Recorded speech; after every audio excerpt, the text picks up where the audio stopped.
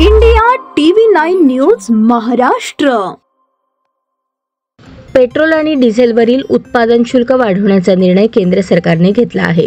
दुसरीकडे केंद्र सरकारने LPG सह उज्ज्वला योजनेच्या सिलेंडरच्या दरातही वाढ करण्याची मोठी घोषणा केली आहे. त्यामुळे सर्वसामान्यांसह गृहिणींचे आर्थिक बजेट कोलमडणार असून LPGच्या दरात नेमकी किती वाढ होणार आहे हे जाणून घेऊयात.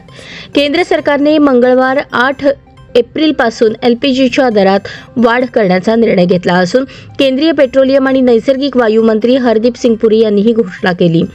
मंत्री हरदीप सिंग पुरी यांच्या घोषणेनंतर उज्ज्वला योजनेच्या सिलेंडरसह LPGची किंमत 50 रुपयांनी वाढली आहे.